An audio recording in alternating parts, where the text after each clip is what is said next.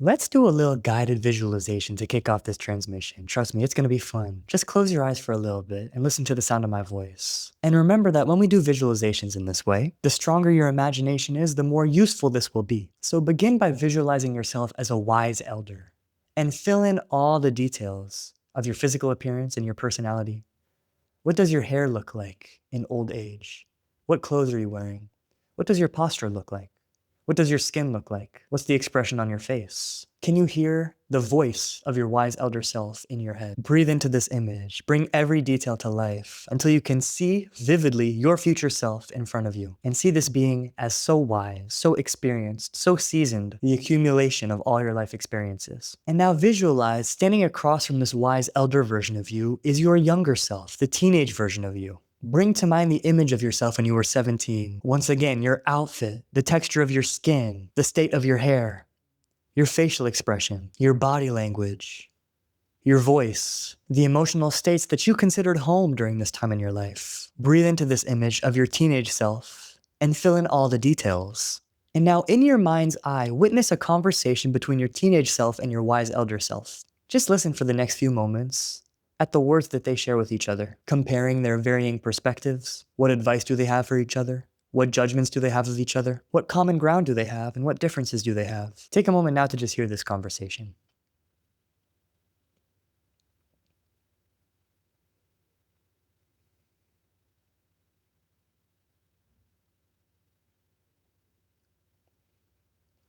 And now gently open your eyes. The purpose of this transmission is one very simple message. That message is intergenerational communication is so necessary. Beyond being fun or helpful or educational, it is necessary. It is required. And if the reason why isn't immediately clear to you, that's exactly what I'm here to tell you about. If you listened to my last transmission, you know that it was all about how sometimes the price of connection, of community, is getting uncomfortable, getting annoyed, getting fed up. On the heels of that, I've been thinking a lot about what kind of community, what kind of connections I want to have. And I've been reflecting on the importance of connecting with people much older than me and much younger than me. Because maybe you can relate to this feeling of how everybody in this modern world is in a bit of an echo chamber, not only in terms of their ideologies, but also in terms of their demographic. And if it's not for your gender or your ethnicity, it's most likely for your age. I think the large majority of people can agree that the people they spend the most time with are people within 10 years of their age. For some people, that range is even smaller. And I completely understand why, but I observe that it creates this antagonism for people in other age brackets. There's this narrative that's not necessarily true on an individual level, but is definitely ringing around the societal conversation of how old people refer to my generation, Gen Z, as lazy, as sensitive, as stupid even. And at the same time, the reciprocal also exists. My generation dismisses elders as boomers, as bigoted, as closed-minded, as dinosaurs that don't actually know what's happening in the world. And as I'm describing this duality, you can fill in all the details in your head. The elders judge us for still living at home, for not being as fluent in domestic tasks, and the younger people judge the elders for not knowing how to use a phone, for not understanding the current state of identity politics. And the rift grows and grows and grows. And it goes beyond the binary of young adults and old geezers. When you think about the varying stages of life, you have to look at every generation, from infants to toddlers, to preteens, to teenagers, to young adults, to my beloved millennials, to my middle-aged homies, and to my senior citizens, and everybody in between. The year that you were born places you somewhere along that spectrum. And for that reason, you might find it easier to connect with somebody who's at a similar point along that spectrum than somebody on the total other side. But I want to start off with sharing some of my experiences connecting with people that are radically different ages than I am, how those experiences completely shifted my perspective on life, shuffled around my priorities, squashed my limiting beliefs, and eradicated my judgments of others. So first of all, y'all, in case you didn't know, in my ripe 23 years, I've lived several lifetimes. I was in a touring rock band for 7 years called Laundry Day. I've traveled all over the world teaching yoga. And I also had a tenure as an elementary school music teacher, instructing kindergartners on how to play the ukulele, the djembe, how to sing. And that job was challenging, as you can imagine, but also rewarding for the same reason. Because those little kindergartners, around 5 or 6 years old, are so radically honest, to the point of violent honesty, to the point of uncomfortable honesty. That honesty, which is closely intertwined with their innocence,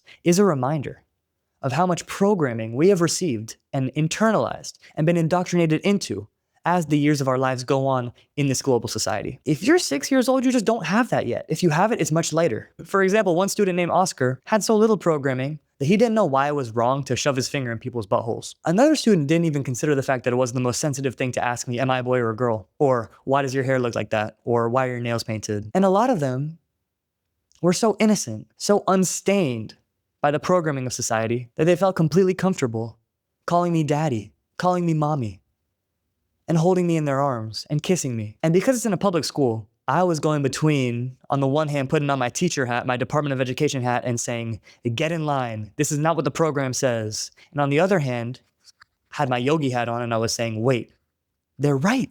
They're right about all of this. Maybe except for the putting fingers in buttholes part. I think it's safe to say Oscar was wrong about that. And every time I would leave those lessons feeling so energized, so inspired. It's like, you know how little kids are always on a 24/7 sugar rush? That's how I felt as an adult when I left those classes. I felt like my eyes were so much wider, my imagination was so much bigger, and I was able to connect with my own inner child. And I think I'd be a very different person today if I didn't have that experience teaching elementary school music classes. On the other side of that same coin, I have been undoubtedly shaped, molded, educated by my interactions with wise elders, whether it's my grandparents or other beautiful senior citizens I've had the pleasure of speaking to. Last month, I was at this festival in the UK called Dance Camp East, which was organized in the mid-90s by this dude, Gary Alexander, who's now probably like 82 years old. And he created dance camp under this utopian vision of communal living that is kind of a residual from the hippie movement that he grew up in. And I see many parallels between the young adult hippies of the 1960s and early 70s and my generation now, Gen Z. Through my conversations with Gary about what he's seen in his lifetime, about what inspired him to start dance camp, I begin to see the cyclical nature of history. I begin to see that even though my generation is so certain that some of these things, these crises in our society are happening for the first time, in reality, it's been happening over and over and over and over again throughout history. And by learning Gary's experience, by learning the experience of all the elders at dance camp, I was able to get new information about how I wanted to respond to the situation at hand, the events and obstacles in my current life, the problems plaguing this current society, solutions that are based on precedent. And you can probably begin to see this beautiful seesaw coming into view. On one side, you have the rational thinking, the lived experience, the cautionary tales of wise elders. And on the other hand, you have the whimsy, the innocence, the big imagination of a little child. And let me ask you this. What individual could possibly be stronger and more informed than the one who's connected with both sides of that duality? This is why intergenerational communication is so necessary. Merging the neuroplasticity of a young mind with the wisdom of an old mind. Merging the high energy of a young body with the groundedness and stability of an old body. Mixing the open-mindedness and imagination of a young person with the pattern recognition and first-hand evidence of an old person. And it's been said before that this kind of intergenerational communication can build a better future. Of course it can. But I actually believe it can build a better present as well. Because the connection that you feel when you're talking to your best friend who you went to school with your coworker who's in the same age bracket, is actually not as deep as the connection that you feel when you talk to somebody who's totally different than you. Somebody from another country, somebody with different beliefs, somebody in a different age range. Because when you can connect with somebody, even though you perceive differences to be between y'all, that connection just feels so much stronger. The bridge connecting y'all had to weather so many limiting beliefs, so many values of otherness in order to form a safe crossing. And achieving that connection, constructing that bridge is a true feat. You know, when you're talking to your homie from work, your homie from school, you might see the difference between y'all as just a little stream. You might be able to hop across a few rocks to get across. But when I try to talk to somebody who's 18 years younger than me, or who's 40 years older than me, it feels like a much wider stream with a stronger current that I might be a little bit scared to cross. But when I do cross it, not only do I realize I'm actually much stronger than I thought, I realize that I identify with the land on the other side of that river, as well as the land that I started on. Through this, we connect with something outside of ourselves. Our concept of who we are expands beyond our body, beyond our mind, and eventually reaches a oneness with all creation. And that is the definition of yoga. That's why yoga changed my life, because I realized that the only pursuit that really means anything in this life is that union, is that connection. And when I say it's the only meaningful pursuit, what I really mean is that it will make all other pursuits absolutely effortless. So that is why I implore you to go start a conversation with somebody much younger than you or somebody much older than you. Ask them questions. If it's somebody older than you, inquire about what their life was like at your age. If it's somebody younger than you, ask them about what they want to be when they grow up. Ask them about their predictions for the future. And this is something that I just thought of that I'm really excited about. When you find this person who's a few decades older or younger than you, I invite you to teach them a skill and learn a skill from them in exchange. Maybe you want to teach your grandfather how to actually take a good video on his phone.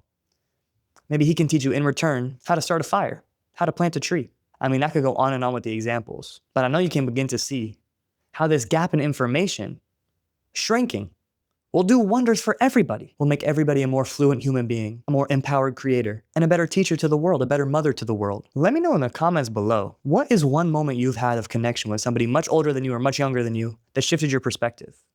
How did it change the way you thought? How did it shatter your judgments? I love you dearly. Thank you for being here today and spending this transmission with me. The fact that you're here means that you were already experiencing that feeling of connection, and I'm giving you a hug right now. I can't wait till the next time. Until then, I love you. You're perfect. You're exactly where you're meant to be. I love you where you are, and I love you where you're going. Catch y'all next time. Peace and love.